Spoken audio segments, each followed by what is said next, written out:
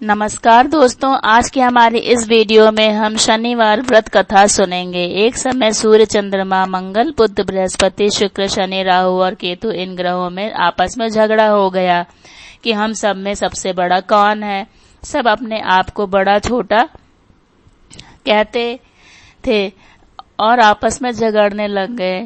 झगड़ते झगड़ते सभी लोग इंद्र के पास गए और कहने लगे कि आप सब देवताओं के राजा हो, इसलिए आप हमारा न्याय करके बतलाओ कि हम 9 ग्रहों में सबसे बड़ा कौन है। राजा इंद्र प्रश्न सुनकर घबरा गए और कहने लगे कि मुझ में यह सामर्थ्य नहीं है कि जो किसी को बड़ा या छोटा बतलाऊं। मैं अपने मुख से कुछ नहीं कह सकता। हाँ, एक उपाय हो सकता है।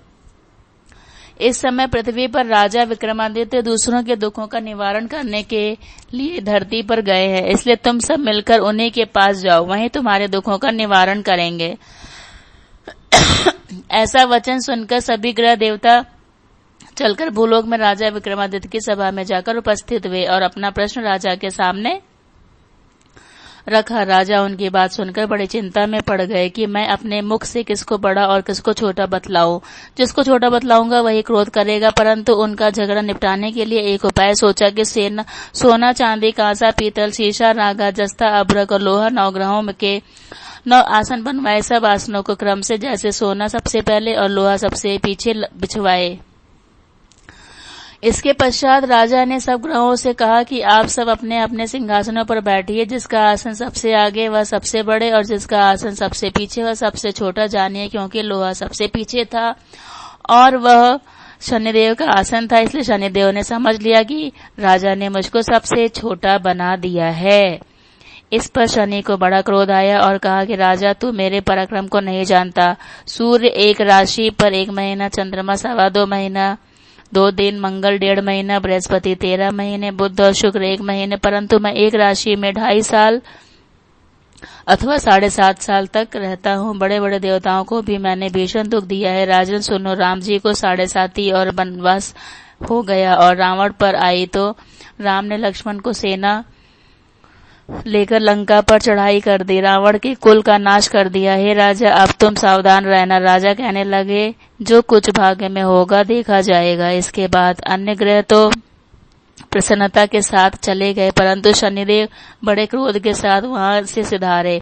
कुछ काल व्यतीत हो जाने पर जब राजा को 7.5 की दशा आई तो शनिदेव घोड़ों के सौदागर बनकर अनेक सुंदर घोड़ों के सहित राजा की राजधानी में आए। जब राजा ने सौदागर के आने की खबर सुनी तो अश्वपाल को अच्छे अच्छे घोड़े खरीदने की आज्ञा दी। अश्वपाल ऐसी अच्छी नस्ल के घोड़े देखकर और उनका मूल्य सुनकर चकित हो गया और तुरंत ही राजा को खबर दी। राजा उन घोड़ों को देखकर एक अच्छा सा घोड़ा चुनकर सवारी के लिए चढ़ा। राजा घोड़े की पीठ पर चढ़ते ही घोड़ा जोर से भागा। घोड़ा बहुत दूर एक बड़े जंगल में जाकर राजा को छोड़कर अंतर्धान हो गया। इसके बाद राजा अकेला जंगल में भटकता फिरता रहा, पर बहुत देर के पश्चात राजा ने भूख और प्यास से दुखी होकर भटकते भटकते एक ग्वाले को देखा। ग्वाले ने राजा को प्यास से व्याकुल देखकर पानी पिलाया। राजा की उंगली में एक अंगूठी थी, वह उसे निकालकर प्रसन्नता के साथ ग्वाले को दे दी। शहर की ओर चल दिया। राजा शहर में पहुंचकर एक सेठ की दुकान पर जाकर बैठ गया और अपने आप को उज्जैन का रहने वाला तथा अपना नाम भीखा बतलाया। सेठ ने उसको कुलीन मनुष्य समझकर जल आदि पिलाया। भाग्यवश उस दिन सेठ की दुकान पर बिक्री बहुत अधिक हुई। तब सेठ उसको भाग्यवान पुरुष समझकर भोजन कराने के लिए अपने साथ ले गया। भोजन करते समय राजा ने आश्चर्य की बात देखी कि खूंटी पर हार लटक रहा है और वह खूंटी उस हार को निगल रही है। भोजन के पश्चात कमरे में आने पर जब सेठ को कमरे में हार न मिला तो सबने यही निश्चय किया कि सिवाय भीखा के और कोई इस कमरे में नहीं आया, अतः अवश्य ही उसी ने हार चोरी किया है। परंतु भीखा ने हार लेने से मना कर दिया। इस पर 5-7 आदमी इकट्ठे होकर उसको फौजदार के पास लाए। फौजदार ने उसको राजा के सामने उपस्थित कर दिया और कहा कि ये आदमी तो भला प्रतीत होता है, चोर मालूम नहीं होता, परंतु सेठ का कहना है कि इसके सिवाय और कोई घर में आया ही नहीं, अवश्य ही इसी ने चोरी की है। तब राजा ने आज्ञा दी कि इसके हाथ पैर काटकर चौरंगिया किया जाए। राजा की आज्ञा का तुरंत पालन किया गया और वीका के हाथ पैर काट दिए गए। इस प्रकार कुछ काल व्यतीत होने पर एक तेली उसको अपने घर ले गया और कोल्हू पर उसको बिठा दिया। वीका उस पर बैठा हुआ जबान से बैल हाँकता रहा। शनि की दशा समाप्त हो गई और एक रात को वर्षा ऋतु के समय वह मल्हार राग गाने लगा। उसका गाना सुनकर उस शहर के राजा की कन्या उस राग पर मोहित हो गई और दासी को खबर लाने को भेजा कि शहर में कौन गा रहा है। दासी सारे शहर में फिरती फिरती क्या देखती है कि तेली के घर में चौरंगिया राग गा रहा है। दासी ने महल में आकर राजकुमारी को सब वृतांत सुना दिया। बस उसी क्षण राजकुमारी ने अपने मन में यह प्रण कर लिया, चाहे कुछ भी हो जाए मैं चौरंगिया के साथ ही विवाह करूंगी। प्रातःकाल होते ही जब दासी ने राजकुमारी को जगाना चाहा तो राजकुमारी अनशन व्रत लेकर पड़ी रही। तब दासी ने रानी के पास जाकर राजकुमारी के न उठने का वृतांत कहा। रानी ने तुरंत ही वहां पर आकर राजकुमारी को जगाया और उनके दुख का कारण पूछा तो राजकुमारी ने कहा कि माताजी, मैंने यह प्रण कर लिया है कि तेली के घर में जो चौरंगिया है उसी के साथ विवाह करूंगी। माता ने कहा, पगली यह क्या बात कर रही है, तुझको किसी देश के राजा के साथ परणाया जाएगा। कन्या कहने लगी कि माताजी, मैं अपना प्रण कभी नहीं तोड़ूंगी। माता ने निश्चित होकर यह बात राजा को बताई। तब महाराज ने भी आकर यह समझाया कि मैं अभी देश देशांतर में अपने दूत भेजकर सुयोग्य रूपवान एवं बड़े से बड़े गुणी राजकुमार के साथ तुम्हारा विवाह करूंगा। ऐसी बात तुमको कभी नहीं विचारनी चाहिए। कन्या ने कहा, पिताजी, मैं अपने प्राण त्याग दूंगी परंतु दूसरे से विवाह नहीं करूंगी। इतना सुनकर राजा ने क्रोध से कहा कि यदि तेरे भाग्य में ऐसा ही लिखा है तो जैसी तेरी इच्छा हो वैसा ही कर। राजा ने तेली को बुलाकर कहा कि तेरे घर में जो चौरंगिया है उसके साथ मैं अपनी कन्या का विवाह करना चाहता हूँ। तेली ने कहा कि यह कैसे हो सकता है, कहाँ आप हमारे राजा और कहाँ मैं आपका एक नीच तेली।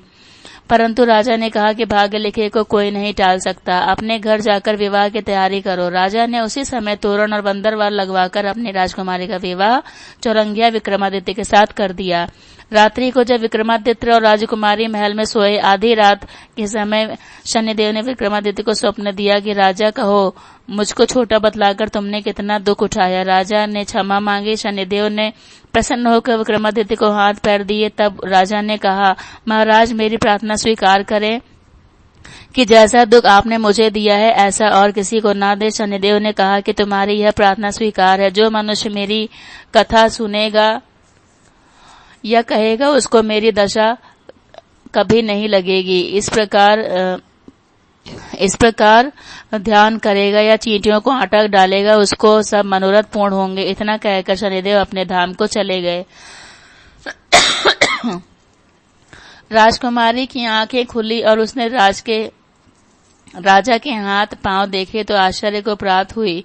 उसको देखकर राजा ने अपना समस्त हाल कहा कि मैं उज्जैन का राजा विक्रमादित्य हूँ। यह बात सुनकर राजकुमारी अत्यंत प्रसन्न हुई। प्रातःकाल राजकुमारी से उसकी सखियों ने पूछा तो उसने अपने पति का समस्त वृतांत कह सुनाया। तब सब ने प्रसन्नता प्रकट की और कहा कि ईश्वर ने आपकी मनोकामना पूर्ण कर दी। जब उस सेठ ने यह सुनी तो वह विक्रमादित्य के पास आया और राजा विक्रमादित्य के पैरों पर गिरकर क्षमा मांगने लगा कि आप पर मैंने चोरी का झूठा दोष लगाया, अतः आप मुझको जो चाहे दंड दे। राजा ने कहा, मुझ पर शनिदेव का कोप था, इसी कारण यह सब दुख मुझको प्राप्त हुआ। इसमें तुम्हारा कोई दोष नहीं, तुम अपने घर जाकर अपना कार्य करो। सेठ बोला कि मुझे शांति तभी होगी जब आप मेरे घर जाकर प्रीति पूर्वक भोजन करोगे। राजा ने कहा कि जैसी आपकी मर्जी है वैसा ही करें। सेठ ने अपने घर में कई प्रकार के सुंदर भोजन बनवाए और राजा विक्रमादित्य की प्रीति भोज दिया। जिस समय राजा भोजन कर रहे थे, एक अत्यंत आश्चर्य की बात सबको दिखाई दी। जो खूंटी पहले हार निगल गई थी वह अब उस हार उगल रही थी।